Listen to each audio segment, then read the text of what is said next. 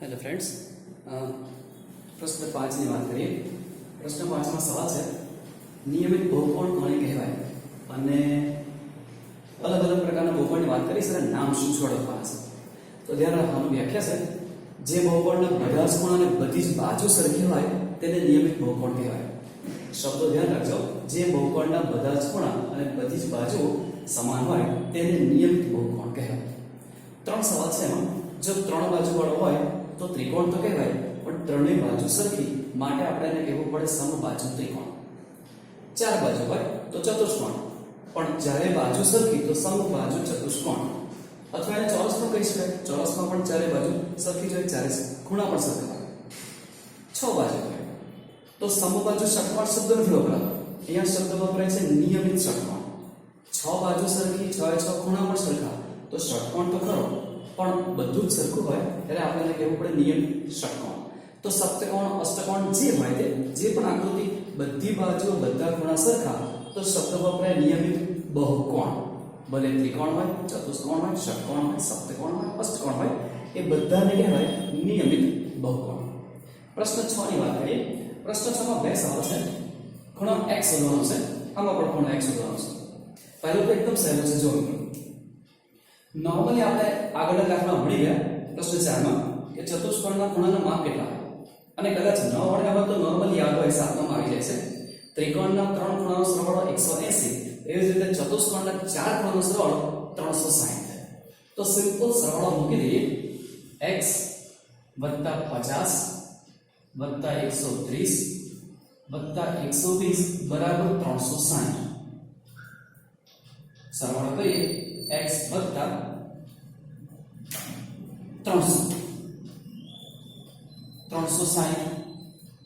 જો 300 નું સામે લેજો તો માઈનસ થશે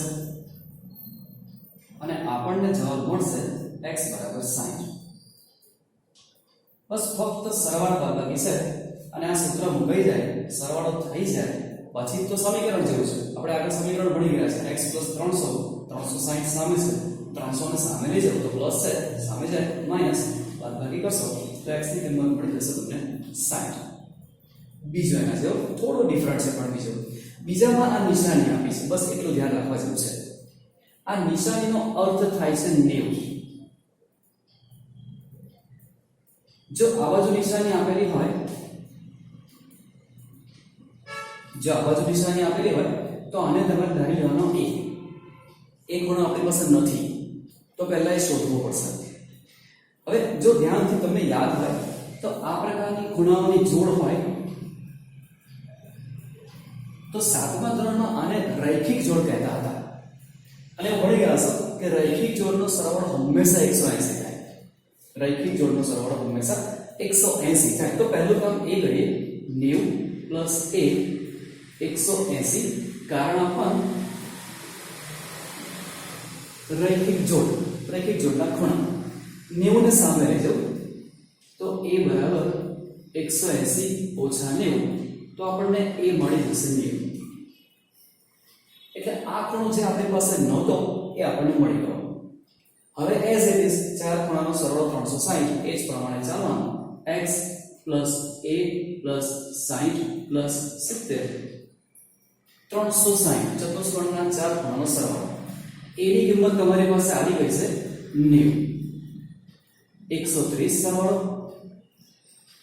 360, x + હજી આ સરવાળો થશે 220 360, ફરી પાછા 220 ને સામે લઈ જાઓ તો માઈનસ થશે, તો આપણને x મળશે 0, 4 અને 140। આ મિત્રો બીજો x ની કિંમત। એક વસ્તુ નવી આવી, કદાચ ન જાણતા હોય તો જાણી લો કે રૈખિક જોડનો સરવાળો 180 થાય, એટલે આ 90 છે તો આપણને 90 મળે, અને ત્યાર પછી તો ચાર ખૂણાનો સરવાળો 360 નો ઉપયોગ કરવાનો છે। નેક્સ્ટ વાત કરીએ, ત્રીજો છે, હજી જુઓ,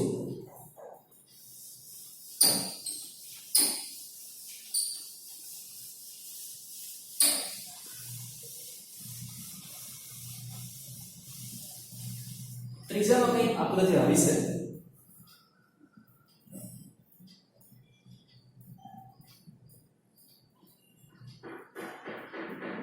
અહીંયા બે આપેલા છે તમને x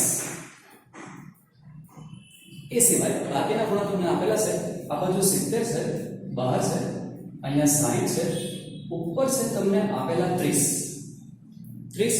70 60 અને આ બંને x આપણે શોધવાના છે હવે બહાર આપેલા છે તો પહેલા અંદરના શોધવા પડશે પછી આપણું કામ આગળ ચાલશે તો આને નામ આપી દો a અને આને આપી દો b ફરી પાછી એ જ મેથડ રેખિક જોડનો સરવાળો 180 પહેલા એ ગણવું પડશે 70 + a 180 જો આને આપણે માટે કહીએ છીએ therefore માટે પણ એ જ નિશાની જ્યારે ઊંધી થઈ જાય તો એને કારણ કહેવાય તો અહીંયા આપણે કારણ લખવાનું છે આ બધો સરવાળો 180 કેમ તો કારણ લખવાનું રૈખિક જોડ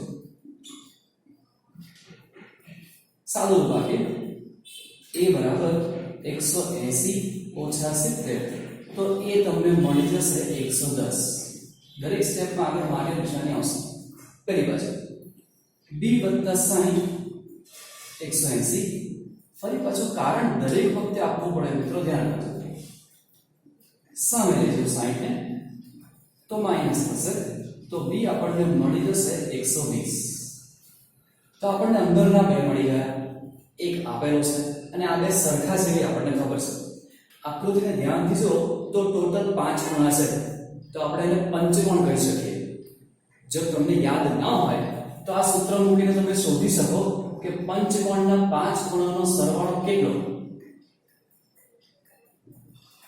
540 જો કદાચ ભૂલી ગયા હોય તો લાસ્ટ ટાઈમ ભણી ગયા છે બધા ખૂણાનો સરવાળો માટે આ સૂત્ર વપરાય તો આપણે આ સૂત્રનો ઉપયોગ કરીએ અને બધા ખૂણાનો સરવાળો મૂકી દઈએ શરૂઆત કરીએ 30 + a + b + x અને ટોટલ 540 a અને b ની કિંમત મળી ગઈ છે મૂકી દઈએ 30 + a ની કિંમત 110 b ની કિંમત 120 આગળનો સરવાળો 2x 540 2x પ્લસ સરવાળો કરતા જાઓ 0 2 1 3 3 6 260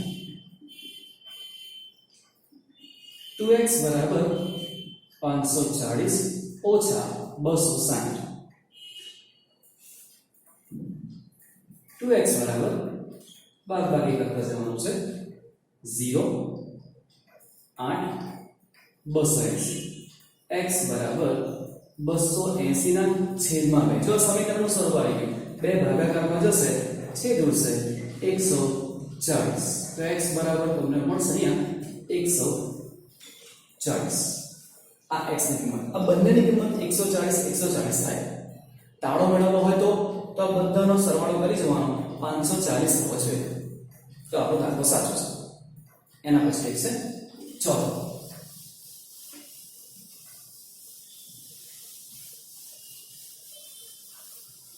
ચોથામાં પણ તમે જોશો તો તમને પંચકોણ આપેલો છે અને આ નિશાની છે જો દરેક બાજુ પર આવી નિશાની છે આ નિશાની દર્શાવે છે આ નિયમિત પંચકોણ છે આ બધા ખૂણા સરખા છે દર્શાવે છે એક ખૂણામાં તમે લખી નાખી દીધો x હવે નિયમિત નો અર્થ શું હતો બધી બાજુ સરખી બધા ખૂણા પણ સરખા બાજુઓ સરખી બતાવી છે તો આપણે ખૂણા સરખા મૂકી દેવાના કે ભાઈ બધા જ સરખા છે અને એઝ ઇટ ઇઝ પાંચ ખૂણાઓનો સરવાળો x x 5 વખત 1 2 3 4 5 વખત ટોટલ 540 છે સમીકરણનો ઉપયોગ પૂરેપૂરો 5x બરાબર 540 તો x બરાબર 540 ના છેદમાં 5 x બરાબર તમને ફાઇનલ જવાબ મળશે 5 * 5 ભાગે ન ચાલે તો 0 5 * 40 108 જવાબ મળે ઓકે મિત્રો હવે પછી એસી બીજા બે દાખલા છે પ્રશ્ન 7 કન્ટિન્યુ કરીએ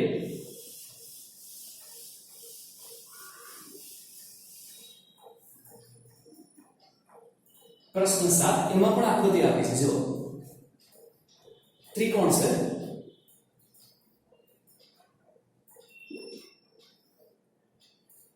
અને બાજુઓ તમને આપી છે ખૂણા આપે છે આ 90 છે અહીંયા બહાર આપેલો છે x આ z છે અહીંયા આપેલો છે અંદર 30 y અહીંયા બહાર છે, પ્રશ્ન છે x y z શોધો.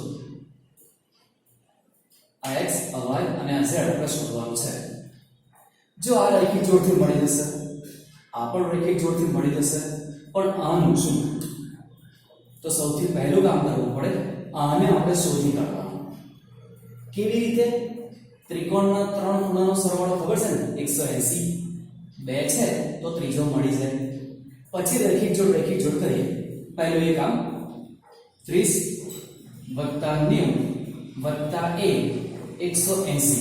જો ત્રિકોણની અંદરના ત્રણ ખૂણાનો સરવાળો 180 ને મિત્રો, a + 120 a બરાબર 180 - 120, તો એ આપણને મળશે 60. તો આપણને મળ્યું. હવે ત્રણેયમાં વારાફરતી શોધવાની રેખિક જોડ એટલે આપણને x y અને z મળી જશે. જો x + 90 180, કારણ લખવું જ પડે રેખિક જોડ. હવે શબ્દો સમજી જવાના, રહી બચ્ચા એટલે રેખિક જોડ. x = 180 - 90, તમે લખી શકો 90. એક મળી ગયો. બીજો z + 30, કારણ આપવું જ પડે રેખિક જોડ. z બરાબર 180 - 30, તો z તમને મળશે 150. આ બીજો મળી ગયો. હવે ત્રીજો a + y 180, રેખિક જોડ. a ની કિંમત છે તો ઉપયોગ કરવાનો. 60 + y 180, 180 - 60, તો y તમને મળશે 120.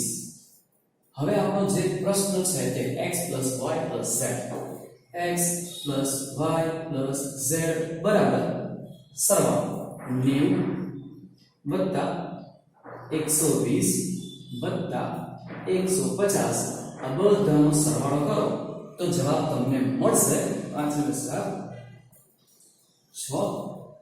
360. એક નિયમ છે જે બીજા દાખલા પછી તમને સમજાવું. આનો જવાબ 360 જ આવે. પછી વાત કરીએ પ્રશ્ન 2 જોઈએ.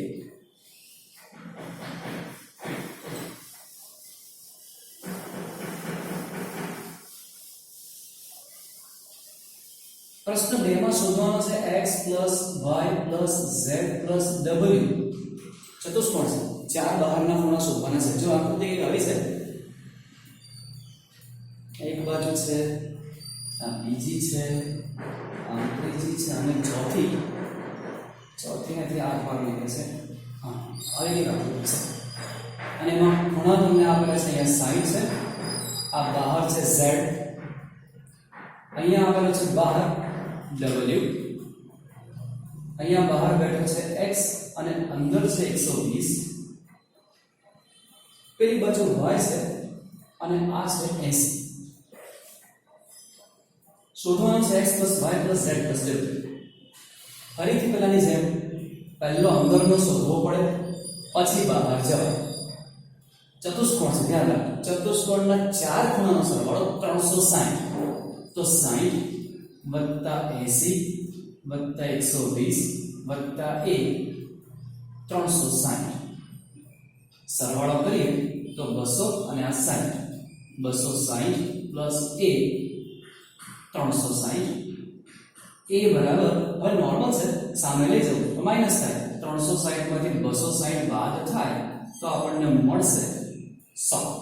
આ મળી ગયો 100. હવે બધાને રેખિક જોડવાના આવે.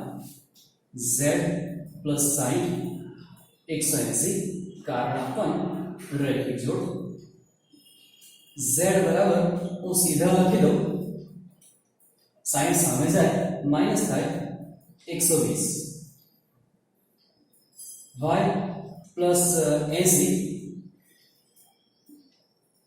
180, કારણ આપવાનું રેખિક જોડ. સીધા લખી દઉં, સામે જાય માઈનસ થાય 100.